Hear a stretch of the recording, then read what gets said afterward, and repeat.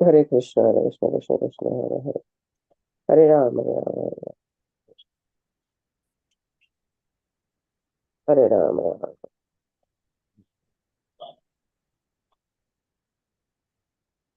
Hare Krishna,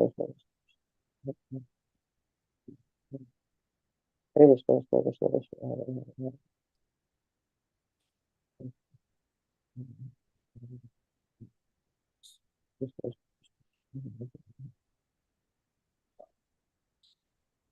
Hare Krishna, Hare Krishna, Hare Rama, Rama Rama, Hare Hare, Krishna Krishna, Krishna Krishna, Hare Hare, Hare Rama, Rama Rama, Hare Krishna, Krishna Krishna, Hare Hare,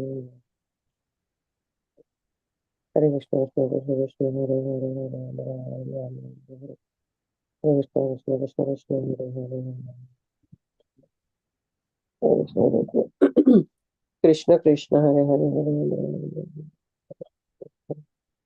Krishna Krishna, Hare Hare, Rama Rama, Hare Krishna, Hare Krishna, Krishna Krishna, Hare Hare, Hare Rama, Rama Rama, Hare Hare, Hare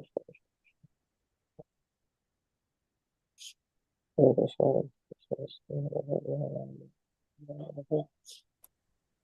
Hare Krishna, Hare Krishna, Krishna Krishna, Hare Hare, Hare Rama. Haribol Mataji, can you hear me? Yes, Prabhuji. Give me a second, Prabhuji. I'll do the greeting and we'll hand over the call to you, Prabhuji. Let me know. Yeah. Thank you, Prabhuji. Vancha kalpatrubhishya kripa sindhubhya evacha patitanam pavanebhyo vaishnavebhyo namo namaha ananta koti vaishnavanti ki jai Srila Prabhupada ki jai. Today's quote on chanting by His Grace Mahatma Das Prabhuji. Proper rounds of japa are intentional, they are prayerful, and they help us align our head and our heart with the desire of Krishna. Please accept my humble obeisances. All glories to Srila Prabhupada and Guru Maharaj. I am Pooja from Sydney. May I know who have joined today?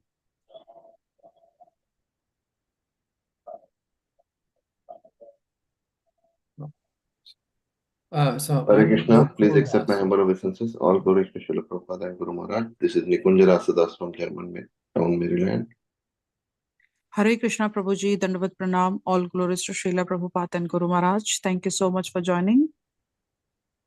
Hare Krishna, Puja Mataji and all the assembled devotees. Dandavat Pranam, Srila Prabhupada ki jai, Guru Maharaj ki jai. This is Shamarasika Devidasi from Germantown, Maryland. Hare Krishna Mataji, Dandavat Pranam. All glories to Srila Prabhupada and Guru Maharaj. Thank you so much for joining.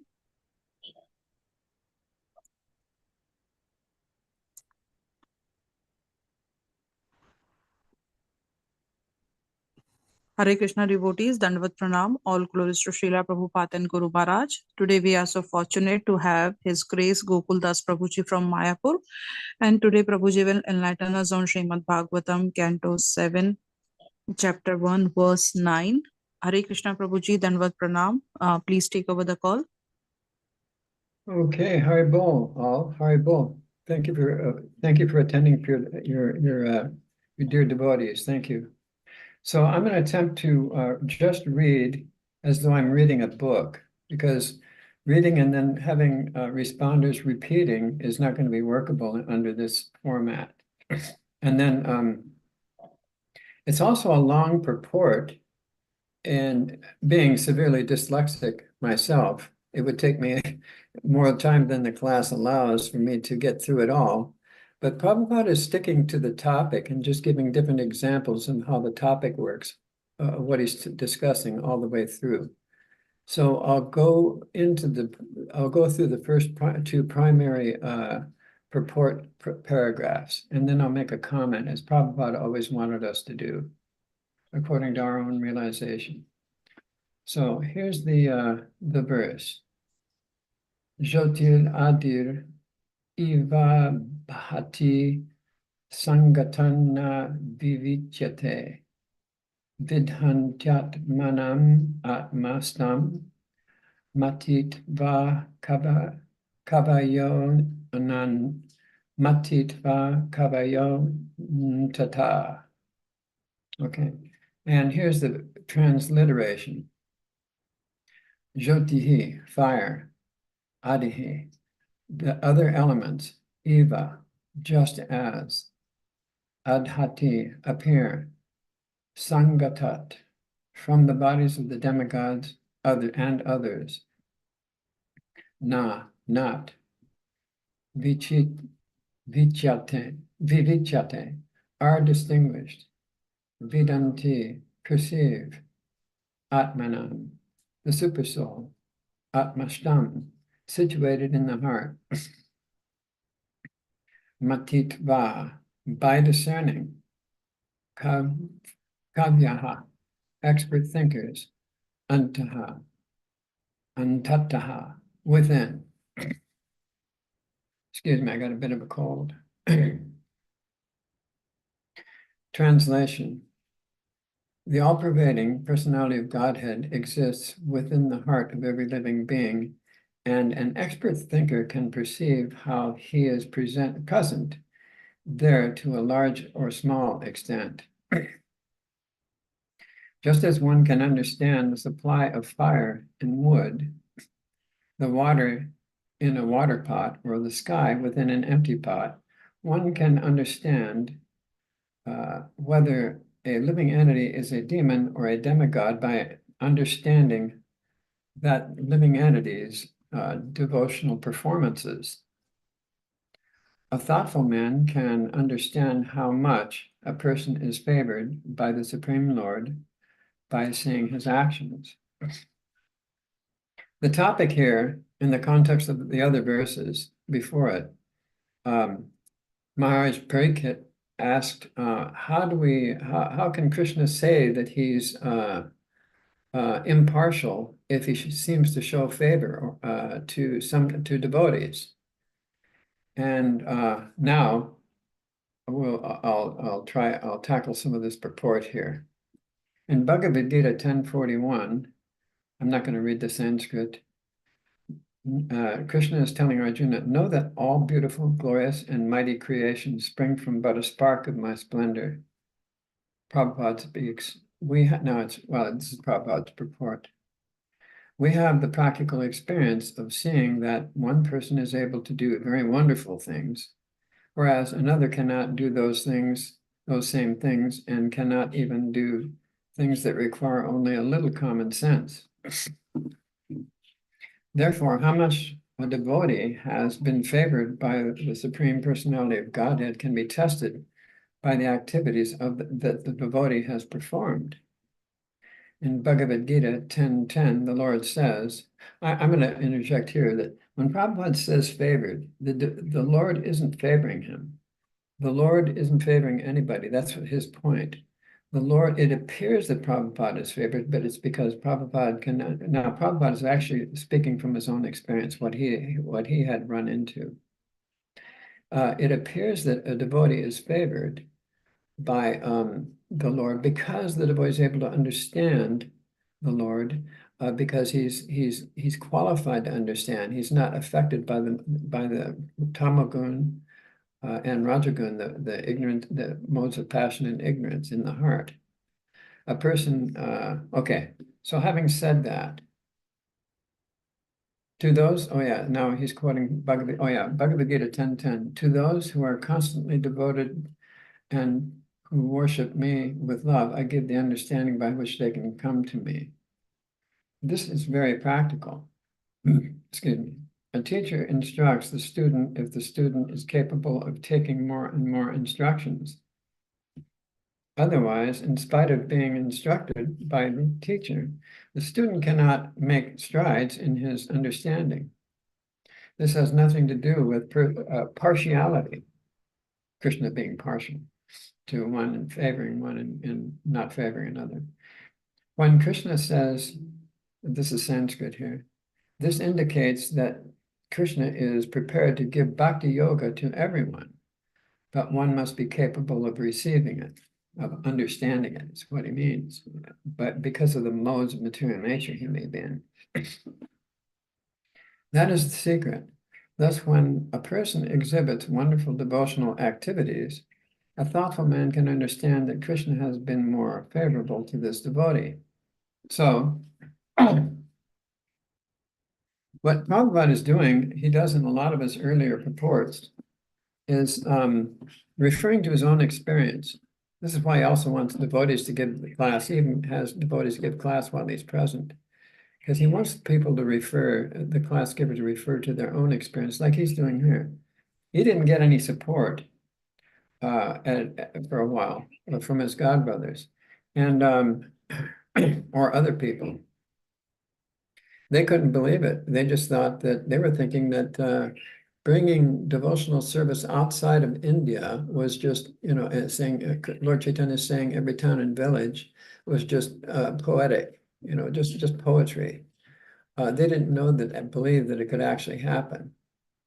Some devotees went overseas, disciples of Bhaktisiddhanta, but they didn't make what they did was come back claiming that they made some devotees, and then they just kind of rested on their laurels back home, having, like veterans coming home from the war or something and showing their medals or something. It's like, but nothing ever became of it.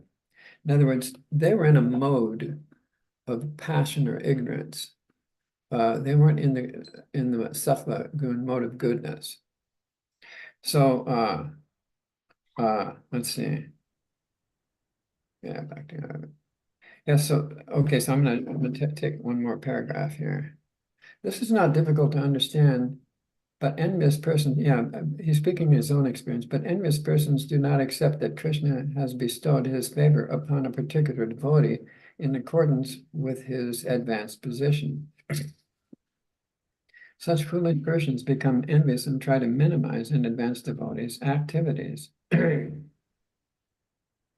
is not Vaishnavism. A Vaishnava should appreciate the service rendered by the Lord, to the Lord, by other Vaishnavas. Therefore, a Vaishnava is described in Bhagvatam as nirmatsara.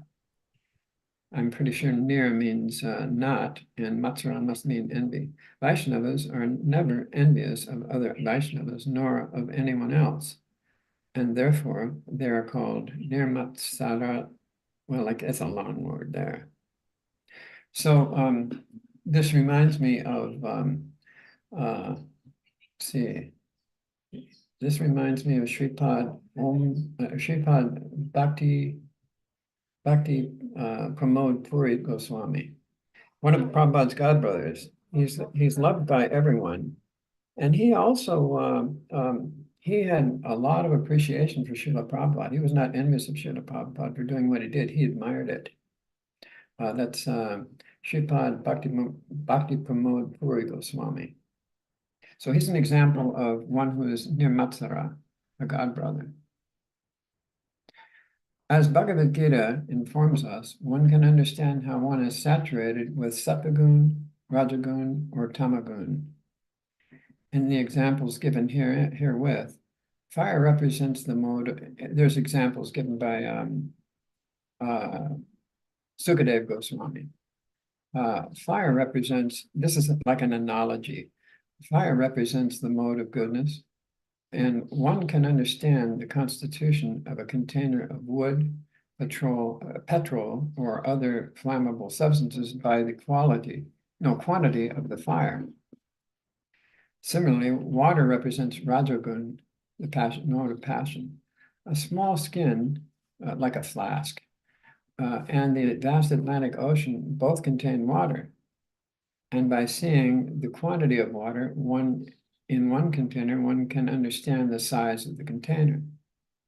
The sky represents the mode of ignorance in this analogy. The sky is present in even a small earthen pot, and it's also in outer space. Thus, by proper judgment, one can see who is a devata or a demigod, and one who is an asura, yaksha or rakshasa, according to the quantities of the sattvagun, rajagun, and tamagun. I'm going to comment that a person may be feeling he's sincere, but he may not even be able to believe that Krishna is a real person while reading Bhagavad Gita because of what's deep in his heart. If he's not self-realized, he doesn't know what is in his heart from past lifetimes, and inborn inclinations that a person may not even be aware of. So now back to the purport. One cannot judge whether a person is a devata or a sura or a rakshasa by seeing him. But a sane man can understand this by activities such a person performs. A general description is given in the Padma Purana, Vishnu Bhakta Smrito Daiva Asuras Tad Viparaya. A devotee of Lord Vishnu is a demigod, whereas an asura or yaksha is just the opposite. An asura is not. Here Prabhupada is giving, he's defining people by their mentality, not by how we see them in Krishna book or the Srimad Bhagvatam, where they're actually more manifest in their physical body as the mentality would correspond with in that age. An asura is not a devotee of Lord Vishnu. Instead, for his sense gratification, he is a devotee of the demigods, the bhutas, pretas, and so on. Thus one can judge who is a devata and who is a rakshasa, and who is an asura by how they conduct their activities. So, let's see, go ahead with this one. The word atmananam is in this verse means paramatmananam. This paramatma or super soul is situated in the core of everyone's heart. Antaptaha. This is confirmed in Bhagavad Gita, Ishvara Sarva Bhutanam Trideshe Arjuna Tristati. The Ishvara, the Supreme Personality of Godhead, being situated in everyone's heart, gives direction to everyone in terms of one's capabilities and instructs one, and the instructions of Bhagavad Gita are open to everyone. So Krishna actually is being like this. What this means is that Krishna is actually being like a book. And we can take Srimad Bhagavatam, for example. It's the same words that are being read by all students in a class. But one student may derive one meaning from it, and another student may derive a different meaning from it based on what's in their heart that they're not even aware of, not being self-realized. So, but Krishna is not, see, books don't they don't wink and nod at one reader and then turn a cold shoulder to another reader. They're just the same words read by everybody. And Krishna is just being a book in this sense, like a book. And this also is why he says we cannot come to him directly. We have to come to a Vaishnava. He relies on his devotees that he sends to this world who are free to act with favor to anybody they want. They can pick and choose who they want to help. Krishna is clean. Krishna is clear of showing favoritism. He leaves that to his devotees to bring to his pure devotees to bring others back to him. And in fact, even in the Bible, it says when Jesus' apostles asked, let's see, what was it? Jesus wound up saying, what was it? Okay, I lost my track on that one. But Jesus said a lot of things that are quite very parallel to let's see if I can remember that one. Gives in the heart.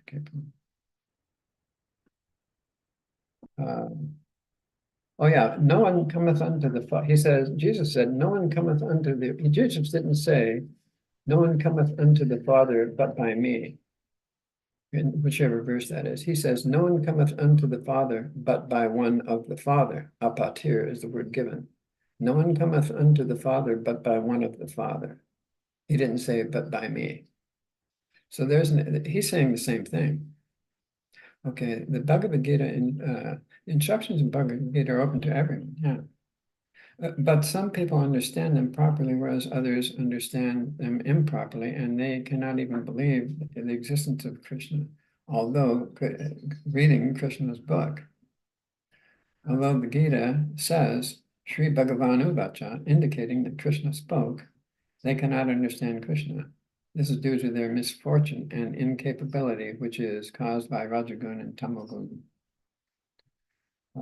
the modes of passion and ignorance. It is because of these modes that they cannot even understand Krishna, whereas an advanced devotee like Arjuna understands him and glorifies him, saying, Param Brahma, Param Dhamma, Pavitram, Paramam Bhavan. You are the supreme Brahman, the supreme abode and purifier. Krishna is open to everyone, but one needs the capability to understand him. And that's why we go through, and this is me talking, that's why we go through this purification process. As long as we're alive, we have an opportunity to, initiation is part of the important, a living spiritual master for Diksha. But Prabhupada is available to everyone. In fact, as their Shiksha Guru. And even Jayapataka Swami, His Holiness here, is a heavy-duty proponent of the fact that Prabhupada is available to everyone on the altar. It's being, it's said, even the GBC are hoping for this, that devotees realize that, if it's the case, if it's true that we can rely on the residents of Vrindavan, we can pray to them, we can pray to Bhakti Vinod Thakur for guidance. We can pray to, why can't we pray to Prabhupada and get a response? He was recent, and not only that, he's an obvious Shaktavesh avatar. And everything that goes on in ISKCON is known to him. That is to say, wherever Supersoul is within ISKCON devotee, there Prabhupada is too, waiting for that devotee to depend on him. But everybody just wants to hear Leela, Prabhupada Leela, and then just go on with their thinking about the deities are up on the altar and I'm down here, and someday maybe, the fact is it's all available to us right now. He even says Kanishta Adhikaris, which I'm still trying to become, Kanishta Adhikaris are imperceptibly liberated. They come to the temple and they bow down, they offer deities, they participate in as the congregation does. Even they are already liberated. They're the rare souls. It is not rare for devotees of ISKCON or any bona fide sampradaya to go back to Godhead in one lifetime. Prabhupada was constantly telling us, take this one lifetime and come back. Take this one lifetime, go back to Godhead in one lifetime. Why would he say that if it was a rare thing? Too many devotees make a bleak picture of it, saying it's such a rare soul that goes back to Godhead, but that's an unnecessary bleakness. That's not, it doesn't refer, the rareness is, as Krishna says in Bhagavad Gita, rare is he who is a jnani, rarer still is he who is a jnani who's come to the point of real Brahman realization, rarer still. That's where the rareness is. And one who surrenders to me is, he's made it. Excuse me. So, anywhere that Supersoul is within ISKCON devotee, Prabhupada is everywhere that Supersoul is within ISKCON devotee right now, or someone who sees himself as such. I found that I didn't have a lot of association with Prabhupada, but I very extremely fondly remember making him smile 3 times. And as a Radha Damodar bus driver, the traveling Sankirtan bus driver, bus program Sankirtan, we raced around the United States. Every time Prabhupada came to America, we went and saw all his classes in all the temples. So that was a good fortune for me, except that for me, I was always falling asleep in class. Of course, a lot of us were nodding out. We were hungry and working all night, and it was kind of it was war. It was war. Prabhupada was like a reformer who came into an enemy territory and started a guerrilla army and took over the world. So it was war. We were going we were jumping off the bus and bathing in snow in closed state parks, just swimming around in snow and throwing it on each other for our showers. I would crawl under the bus, tunneling through snow to adjust the brakes on the bus, and we would all get arrested. I almost got shot by police. It was it was a crazy. It was a it was very different then. And I got off track here, so I'm going to go back to the purport. Let's see. Krishna is open to everyone. The external features of one devotee. I might remember what I was trying to say in a minute. The external features of one devotee. The external features of one cannot be understood. One cannot Okay, I'm sorry. I'm being dyslexic again. The external features one cannot understand by external features one cannot understand who is favored by Krishna and who is not. According to one's attitude, Krishna becomes one's direct advisor or becomes known within. Oh yeah, I was going to say that that a devotee should put Prabhupada on his altar and pray to that picture in the same way that they pray to the deities, and pray for understanding. And pretty soon, they're going to start getting a different feel coming from the altar. And they're going to start getting a different feel in their heart throughout the day. What I finally decided to do was when I was isolated from devotees for so long before I came here because of my work, was I'm gonna make Prabhupada's my afternoon, my time is Prabhupada's time. That means when I get off work, and it was my own business, I was a private investigator. When I get off work, it's not my Friday night, it's Prabhupada's Friday night. I go home and I associate with him. So my time is Prabhupada's time. That's a big one there. And also, watch out for this one. When you pray to Prabhupada, please, please show me how I can become a pure devotee and make you happy. Please, and this is the point, please ignore my insincere mind and just make it happen, Srila Prabhupada. When I say, please ignore my insincere mind, their lordships, Prabhupada and Super Soul Krishna, they will take advantage of that. They will let you know, and you'll be going through some purification, really rapid purification. Not even in the Dham, that will happen. So when you're ready to surrender and experience the presence of Prabhupada in your life too, say that one. Tell Prabhupada your time is actually his time, and say, when I pray, and whenever you pray to him, say, please ignore my insincere mind and please grant me this wish for my advancement. They will jump on that and you will start experiencing things. And devotees are too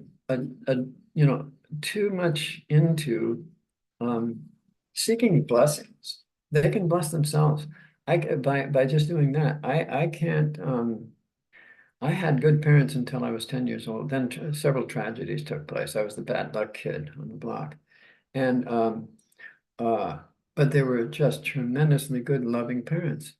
But only when I started doing this did I ever feel such love. No, there's no comparison of Prabhupada's love for the individual soul who comes to him. There's no comparison in this world to that celestial love. Nothing compares to it.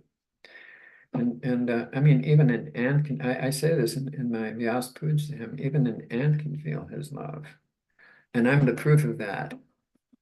And because I'm an ant-like devotee, and yet I feel love coming from him daily. I feel chastisements coming from him. I feel smiles coming from him. And this is when I'm at the altar finally. There's a lot that goes on for me at the altar at the end of the day. So it's a practical reality if one wants to do it. It's a practical reality. Prabhupada is with Super Soul everywhere that Super Soul is with an ISKCON devotee. And he's waiting for us to. He says that ISKCON is his body. Actually, that's literally true. And when we fight with each other, we're like some of us are acting like a cancer, or there's just a lack of health. The chi isn't moving through the meridians. The prana isn't moving through the channels. There's a stagnation in the limb. So this is Prabhupada's body. ISKCON is. Okay, so now I should ask, are there any questions at this point? Or shall I go on with the purport? Are there any questions?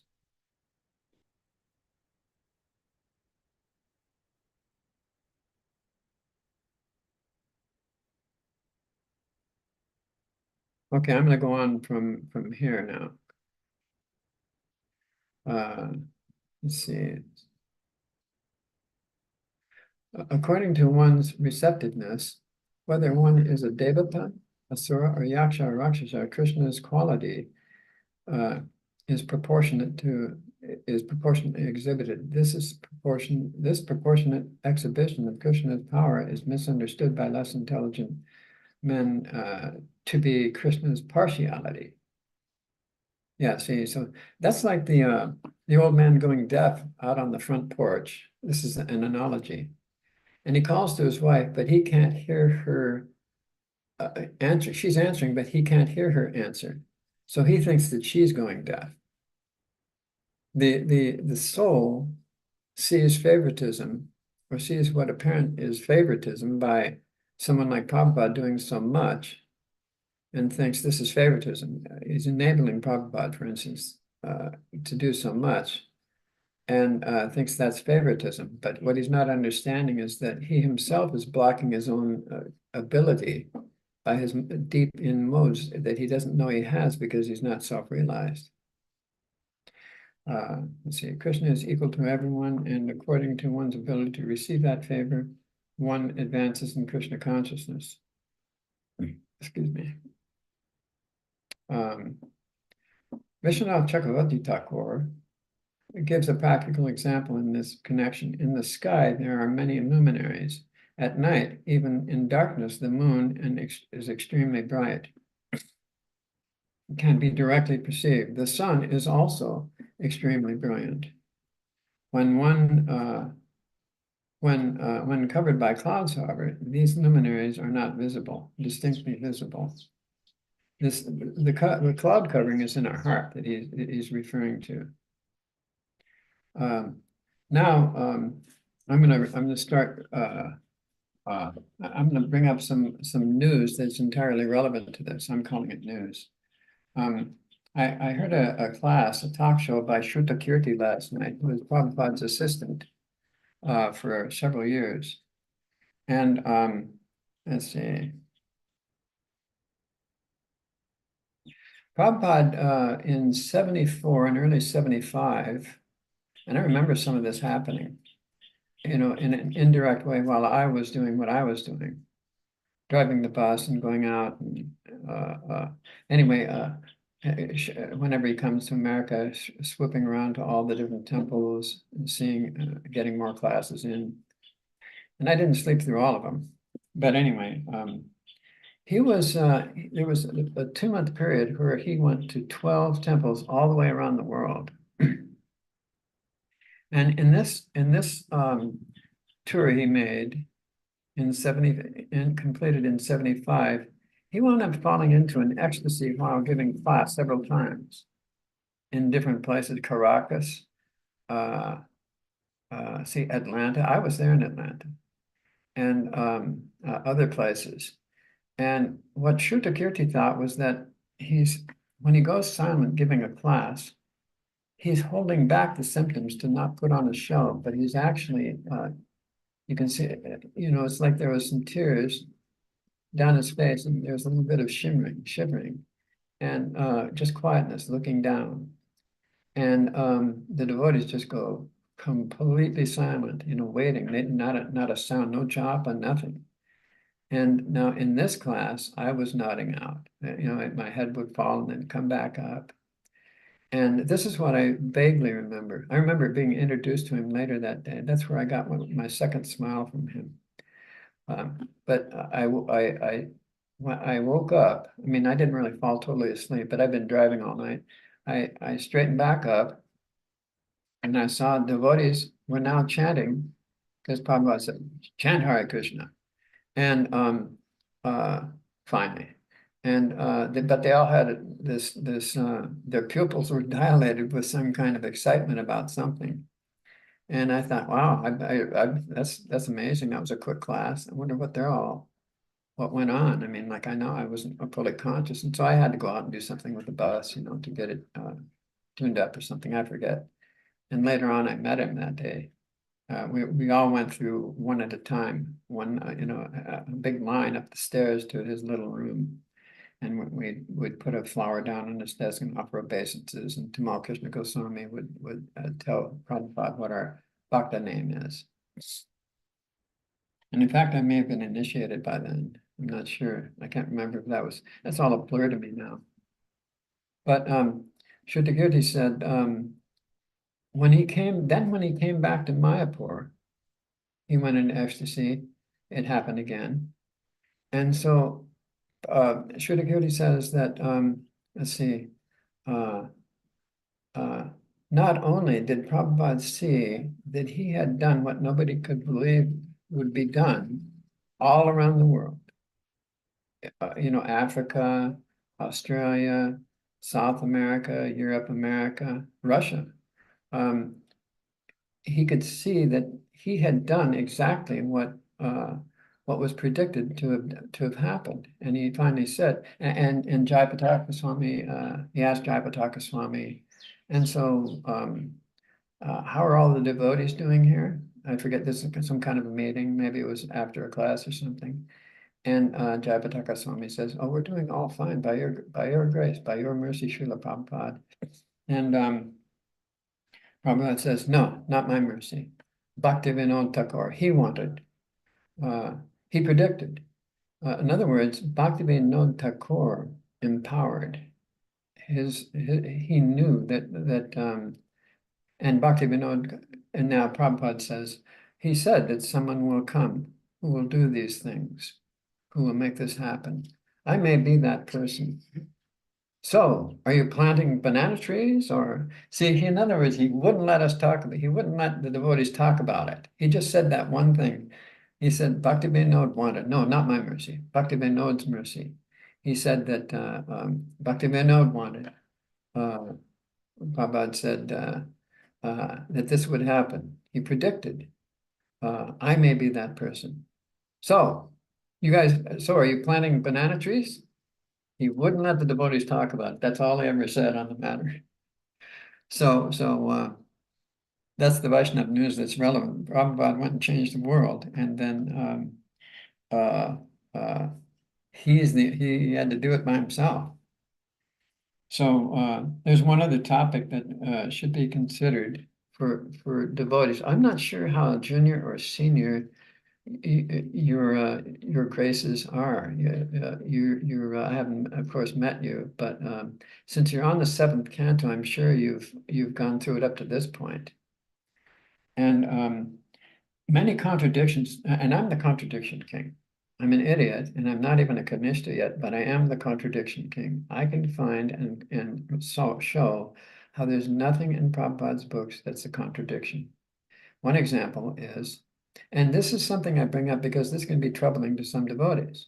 One example is, how can Sukadeva Goswami be 16 years old when he spoke the Bhagavad Gita to Maharaj Pariksit, who was at least 30 years old at this time, and this is at least 30 or more years after Krishna disappeared.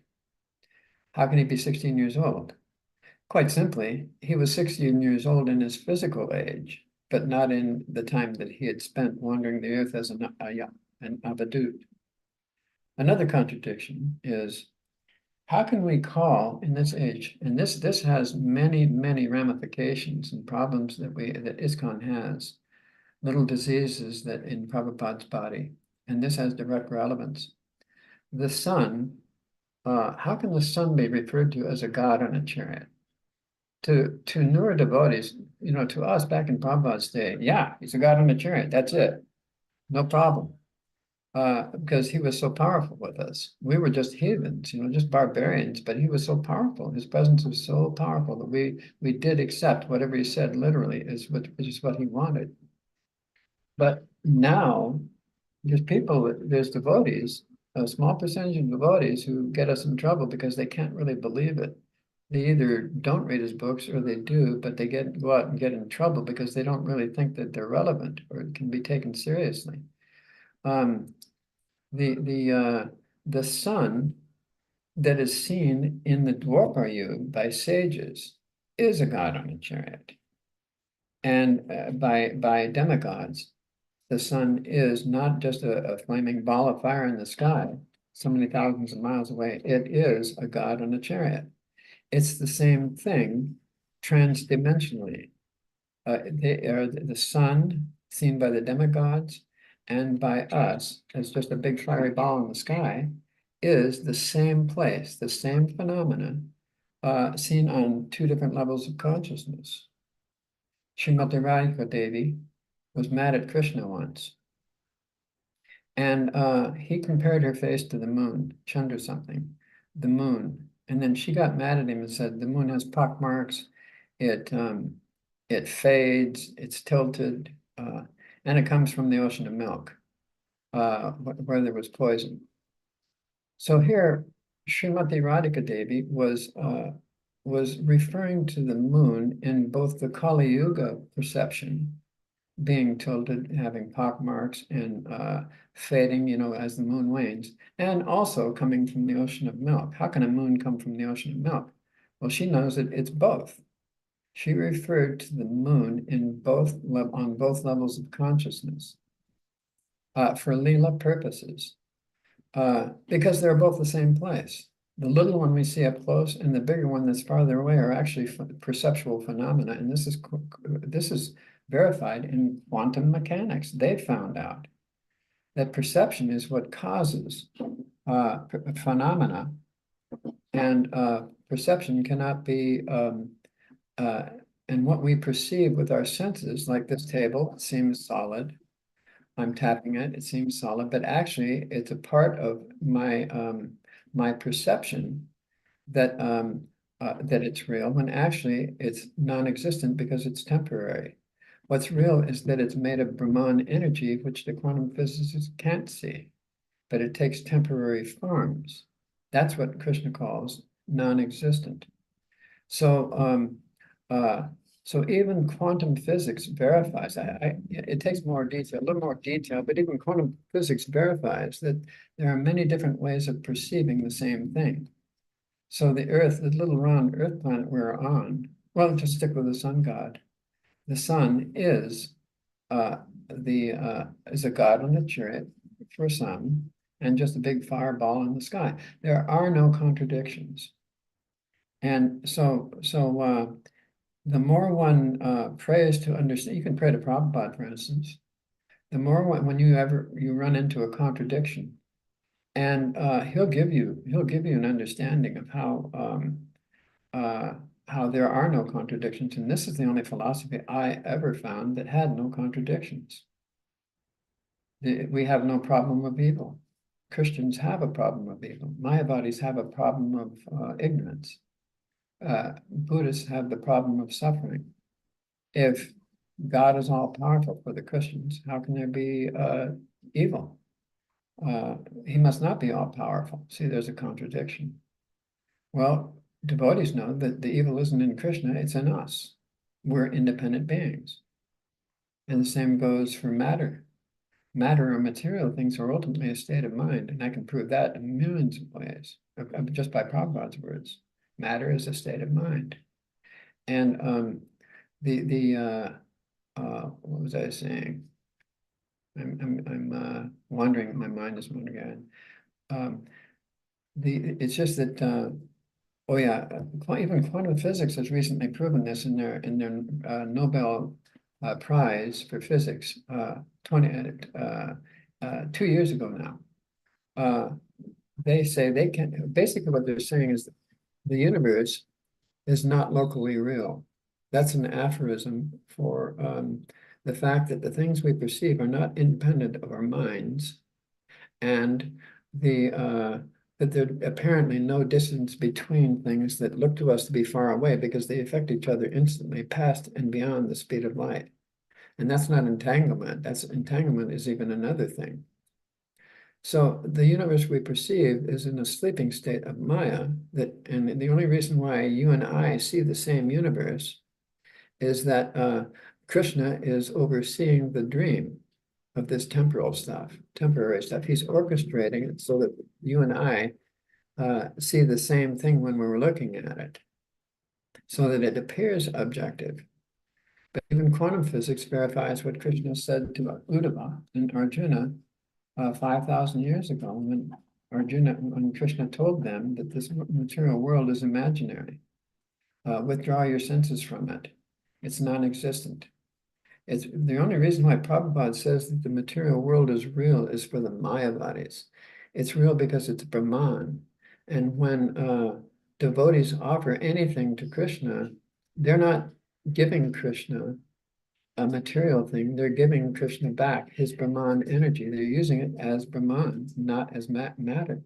When a rich person just wants blessings and wants to have favor, and then like going to the church, Christian church, and confessing your sins, and then going out and sinning again, thinking that you're free from your past sins.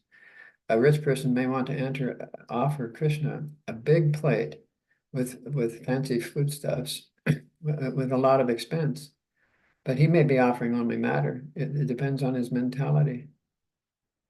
So at this point, I've probably gone over.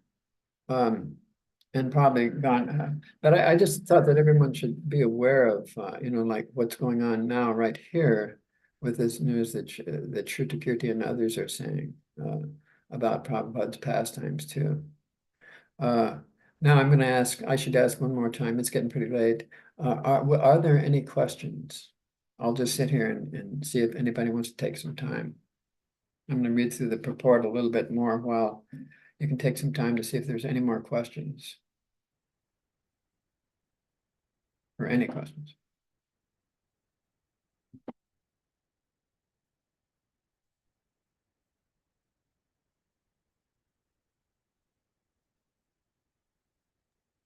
Hare Krishna Prabhuji, my Danat Pranam to you. Srila Prabhupada ki jai, Guru Maharaj ki jai. Thank you so much for enlightening us with a wonderful class today morning. Yeah, and you were talking about like some contradictions and things like that. So, in regard to the sun god, sometimes, I don't know whether it's mentioned in Bhagavad Gita, I'm forgetting it, but it says that if there is some kind of a skin disease, one should worship the sun god. Things like that. But at the same time, we also hear that all our prayers and, whatever we want, we should direct towards Krishna. So then what happens is the mind gets into this mode called contradiction. It's like, why it is like mentioned like that? And then, I'm having this, suppose I'm having this skin problem or something, and Bhagavad Gita is saying this, but then like is Srila Prabhupada saying that, and then Krishna is saying that that you worship this, like it's mentioned. So I don't know if you understood what I'm trying to say, but this seems to me a little contradiction to me, because if we have to worship for everything to Krishna, then this should not have been mentioned. Is it mentioned in the Bhagavad Gita? If anybody's really thoroughly read it and has a sharp memory, because I think it's mentioned that for certain things okay. Yeah. Yeah. So can you explain a little bit? Yeah. Well, Krishna is speaking to everybody, and they all have different desires. So that's why Krishna went through all the yoga types, all the types of descriptions of yoga for one. In fact, he even in Bhagavad Gita, Sukadeva Goswami, no, in Srimad Bhagvatam, Sukadeva Goswami actually recommends to Parikat Maharaj certain types of Astanga yoga. So in other words, to gain a benefit, you have to be not like that. It's probably because there's something in your heart that says you have a material motivation. Prabhupada, on the other hand, says, just skip all that and worship Krishna for, like the example you give, for a skin disease. Now, what's going to happen is that you find out that that skin disease reflects something that's in your heart, and Krishna can purify your heart to get rid of the skin disease. Or he can in other words, there's a reason. In fact, for devotees, our karma is not exactly what it would have been if we were in Yamaraja's court. He has thousands of years of karma to give to us. And Krishna just picks and chooses those things that are issues. But you see, somebody who goes through his hell for thousands of years doesn't come out purified in the heart. It's just all about atonement. But when one is in Krishna's court, attempting to be a devotee, even a bad devotee, who doesn't even realize he's a devotee, say, some kind of a gunda or something, just taking advantage of other devotees. He's a special gunda. He's in Krishna's court. Krishna has picked those parts of his karma that are central to his or her heart, and just gives you that karma. And that becomes an instrument for your purification, actually. So now that's just one way of looking at it. Krishna, if it's for money, Krishna, if you want to become rich, Krishna will do one of two things. If you're actually going to use it in devotional, if your deepest desire is to use it to create a temple and bring in devotees, he'll fulfill that desire. You can worship Lord Shiva for money. But how do you know, if you're not self-realized, that your heart is pure? So Krishna's going to guide it, and he's going to let the karma happen that purifies your desire to gain that money, so that eventually you will be able to establish a temple. And what Krishna is thinking is, if this person establishes a home for me, I'm certainly going to give a home to that person, so that person can continuously give a home to me. So in other words, you automatically get all you need. So if you worship Krishna directly, there's so many different ways you can go. If a person gets bewildered by the money they're gaining, then Krishna takes it away, or takes some of it away, until they decide, oh no, this is too much anxiety for me. I'm protecting now this money. I keep thinking of survival consciousness. How am I going to survive? And then Krishna says, no, don't survive, surrender. Maya will never let you have time to surrender if you keep thinking, I'll survive first, and then I'll surrender later. Maya will never give you a break. But if you just surrender now, Krishna says, okay, back off. He tells Maya, get behind me now. And then he tells Maya, yes, keep an eye on him. Keep an eye on her. She's not pure yet. Go ahead and give her that special karma I said she deserves. If she starts getting bewildered by money, you see. So it becomes Krishna's tool for purification of the devotee. So unlike in Yamaraja's court, we come out with purified hearts. So yeah, there are so many different ways that can go. Now, do you have a response to that? Does that work for you, Rupini Padma? Yes, Prabhuji, you answered the question. And there's another thing, maybe from your realization, we can understand. Like you said, we have a lot of sins in our previous life, and whether we're devotee or not, we have to go through it. But it's just that because we are in Krishna consciousness, Krishna's gives us that tolerance to bear it. Otherwise it's very hard. So while doing our Krishna conscious practices, we since we're reading Bhagavatam and getting enlightened, our illiterate minds are becoming little literate because of this. So we go back to our past and remember the things. Oh, I didn't follow this, I didn't do this, I have done that memory. The more we are reading Bhagavatam, it's purifying us in such a way that we go, at least for myself, going back in the past and saying, oh, this I never followed. This I never followed. I don't know why I didn't follow. So, you get into like kind of a guilt zone, and when we do that, how can we get out of that and then not waste time and, uh, continue with our practices to the path which Srila Prabhupada has given us. Jai Srila Prabhupada. So you're that's a good point, and you're actually answering your own question, if I understand it. The fact that you did, oh yeah, here's where that one thing I said applies. You want to be a pure devotee. Everybody who is aware of what a pure devotee is wants to be a pure devotee. But we have these desires buried in our heart. which Krishna has arranged for us to go through for our purification. He kicked out most of the karma that we have. He kicked it out. That's for Yamaraj. This atonement stuff. Who needs that? That doesn't purify anybody's heart. I'm just going to give you this karma and that karma, these two things. So here's where that other thing I was saying previously comes in. With Prabhupada, for instance, how can I become what I don't want to become? I want to become what my mind tells me I don't want to become. Please ignore my insincere mind, and believe me, they'll do it. Prabhupada and Super Soul Gauranga will take advantage of that. If you keep wanting what's good for you, and I know at one point, Prabhupada is known for saying, you have to ignore your mind. You have to neglect your senses, neglect the mind. So if you show a fight, if you give them the fight, you fight the mind, and eventually it'll dry up. Now, if you fail and you fall down, Krishna, you're not supposed to become discouraged.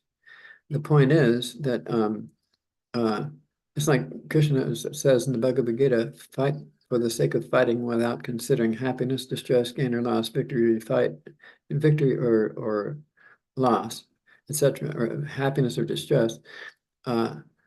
For so doing, you shall never incur sin. Now, this is instructions for Kshatriya, but actually it's an instruction for us. Even if you fail in the fight, pick yourself up and continue the fight. Because as long as you do that, you can't lose. You're actually doing devotional service by going through that failure. In other words, after the fact, Krishna can make it a part of your purification. After the fact, it's depressing when you fall on something, when you fall down on something in some way. But if you the point is, don't be depressed, because realize that Krishna can make that work for you. And in fact, he probably knew what was going to happen, and he's setting you up for it. In some cases, I'm pretty sure even that's what happens. It's something you have to go through. So just, and this comes back to making Prabhupada a part of your life. That's what Prabhupada wants. He wants you to do this. Make your Saturday night his Saturday night. And if you feel that your skin is, being, let's say you have a skin disease, and your skin is like distracting to people who you're trying to sell a book to, or convince, Krishna brings us everything we want. Why does this devotee have such a skin problem? Then you pray to Krishna to purify it. That's what Prabhupada wants. But Krishna is equal to everyone. He has to be, even to us. He lets his devotees show favoritism. Krishna will say, well, yeah, in the Bhagavad Gita, I say, worship the sun god. So it's like the sun itself. You can see it on two different levels. And you can, and in fact, whenever I started thinking, maybe I can worship Hanuman for certain problems I'm having. I have Saturn right across from, aspecting my Jupiter. It just wrecks everything. And then it turns out Saturn turned out to be an asset for me. But at one point I wasn't realizing that, and so I was thinking, I heard that Hanuman defeated Shoni in some as persons. They were in a palace, and Hanuman just started expanding so big that Shoni was smashed against the got on his back, trying to push him down. He smashed Shoni, Saturn, on the roof, right through the roof. And so, but then I was thinking, yeah, maybe I should worship Hanuman. But then immediately in my heart, I thought, well, Prabhupada's not going to, Lord Shiva, or Lord Shiva. But I had a feeling that, and I did this with Lord Shiva, I had a draw to Lord Shiva. I finally had a dream about him one time. It was very, very helpful for me. And my tech support guy here, Shiva, I think of him as Shiva Das. He's serving a pure servant of Krishna. Shiva has a secret life. Shiva is actually in Vrindavan associating with Sanatana Goswami and other devotees. He has many roles in Vrindavan. That's his secret life. He loves it there. And whenever there's a chance, he sends a devotee to Krishna. some ghost, some Buddha who's waiting for a body. He sends them, oh, this one doesn't want my false ego anymore. He's in everybody's heart as their false ego. He said, oh, here's one that's tired of all this. I'm going to send them to Krishna, to one of Krishna's devotees who can show him favor. Krishna can't do that, but his devotees sure can. Sanatan was never seen to be far from a Shiva Linga and in Vrindavan. So Shiva has this secret life. And even I had the feeling even he was telling me, no, this Prabhupada won't like this. Stick with pray to Prabhupada for your problem. Now that was for me. And that's why, somebody who's not even on a Kanishta level yet can actually, I was enabled to do a lot of things. So yeah, it depends on which level of vision you have based on what's in your heart that blinds you or opens your vision. And for me, by my realization, since I'm actually an idiot, the only intelligence I have comes from Super Soul Gauranga and Srila Prabhupada. I'm just finding that it's just such a, excuse me, I'm just finding that it's such a tremendous. I mean, there's just so much happiness in the heart. When every time this happens, there's just so much happiness in the heart. So just be aware that when a devotee prays for material benefit, actually, when the gopis were praying to Katyayani for marriage to Krishna, that wasn't really Katyayani. That was an expansion of Yoga Maya. Purnamasi in Vrindavan, that's her ID. That was an expansion of Yoga Maya. Those were some of the main soul in all of those gopis, unmarried gopis, was actually, most of them, or their predominant ones, were Nityasiddha. There are other demigod souls within those same bodies. And, that's all another matter, but the worship but yet Prabhupada still uses that as an example. If Krishna is your goal, worship anybody you want. As long as he's 100% your goal. So it looks like I've gone way over. Unless somebody jumps up for another question, I'm going to go ahead and I'll just wait a couple more minutes here. Thank you so much, Prabhuji. A very nice answer, and it was so nice to hear your realization. For me, it was first time. So, thank you for your association. Dhanvat Pranam. Haribol, Haribol Mataji, Haribol.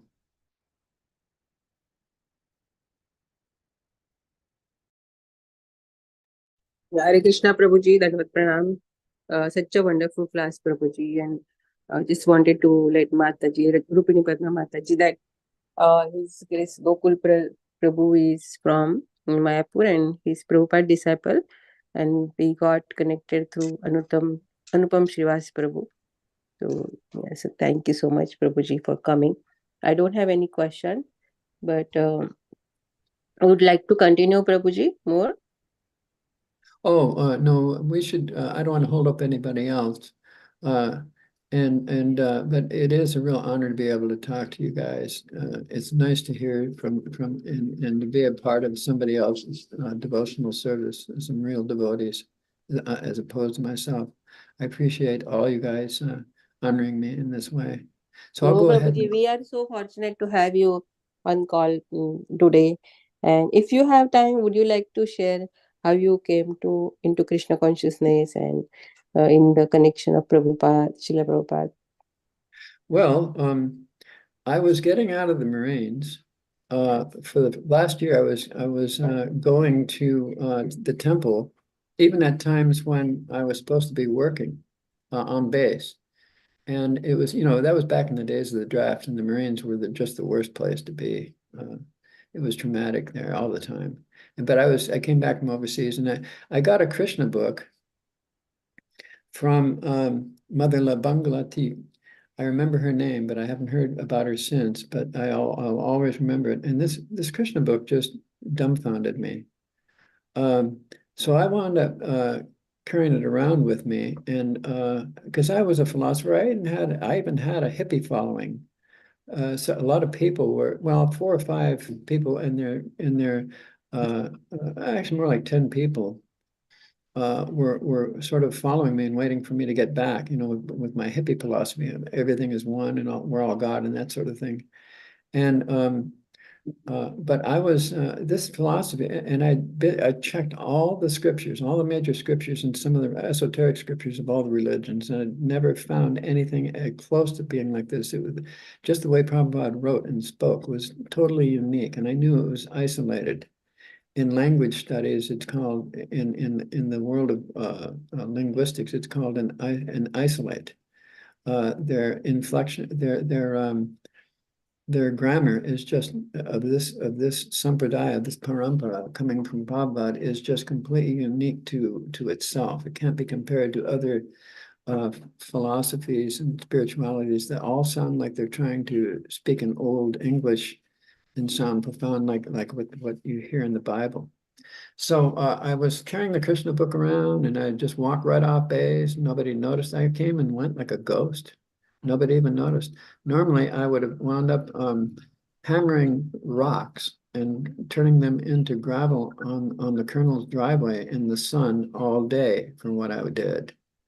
But and then when I came back from Rath Yatra, I was at that Rath Yatra where Prabhupada got up and started dancing, and all those senior devotees, all my worshipable God brothers, we're dancing with him at Golden Gate Park, and I went there when I wasn't when I was supposed to be on base. I just walked out base with Krishna book, and that was like my ticket. I can go anywhere that there's Krishna. And I got back, and I came back after that, and there was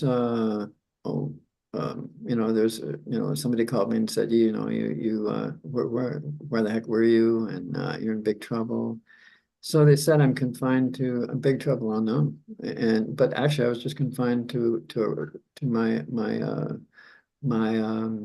barracks, and there's just this one sleepy sergeant out at the desk, and in fact one day he was awake, and I took my Krishna book and I went out to the beach and said, "Hey, I'm going to chant 16 rounds today," and he just said, "Hey, Hoop, where are you going?" I'll be back in a little while, you know. Okay, I was supposed to be stay in the barracks. It was like a house arrest. And I went on and chanted 16 rounds for the first time. And now I had been, because I was a hippie, I'd been taking drugs, mainly experimenting for truth-seeking purposes, mescaline and psilocybin, those things. And I got, mental high, but nothing reached my heart and changed my mind. You have to change the heart, not the mind. So I chanted 16 rounds, and I suddenly I visualized Super Soul's lotus feet, Krishna's lotus feet, and for 2 hours exactly, I was in the highest high that there ever could be. And it was sort of like I'm not sure if I should really be talking about this, but it was one of those ecstasies that you get, I just wasn't able to see the personal part of it. Like devotees, when they go into ecstasies, they also see Krishna being worshipped by demigods and persons involved. I just saw the lotus feet and I saw the universe within it, sort of thing. And this happened most intensely for 2 hours. And then when I stopped chanting, I better get back to the base. And just dumbfounded, it stopped. It all stopped suddenly. Drugs don't do that. So from then on, I said, yeah, this is for real. And then I got out and I got my friends. When I was discharged, I got my friends and I took them all down to San Diego Temple. That was one of the temples I was always going to.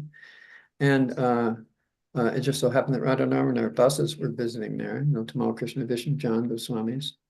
And so we were going to join the San Diego Temple, and somehow or other we wound up on those buses.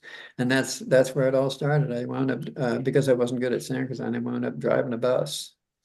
And from there around the country, chasing Prabhupada whenever he was here.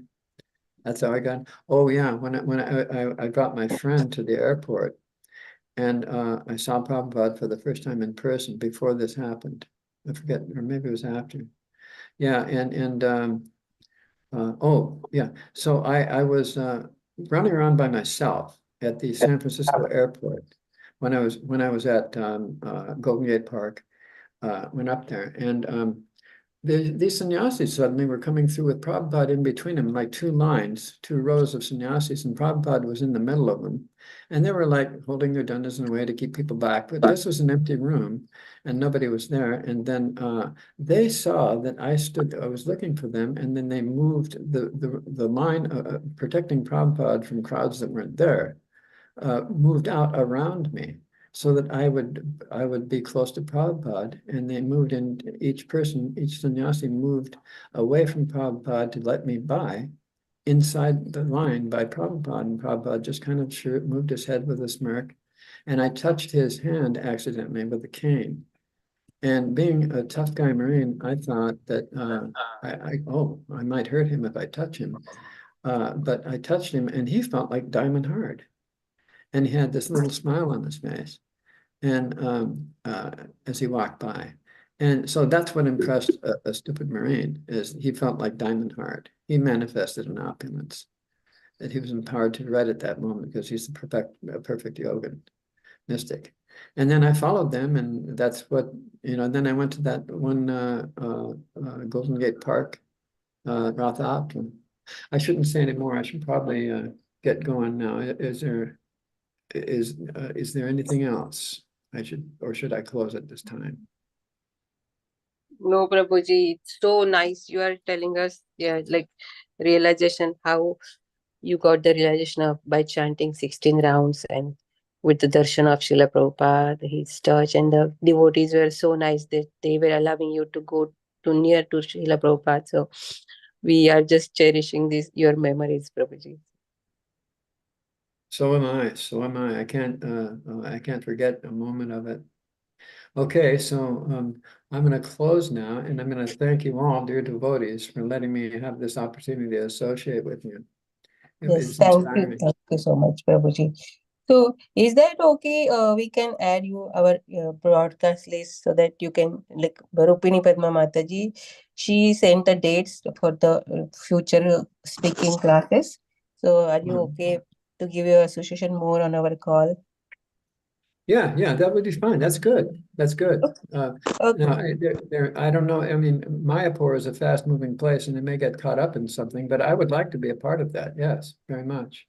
Yeah, sure. Thank you so much. So I will share your number with Rupini Padma Mataji from Florida, and she will contact you for the I just wanted to. I'm so happy that Prabhu will be coming, and if we can all chant 3 times Hari Bol, Yes, that Prabhuji. agreed. Hari Bol, Hari Bol.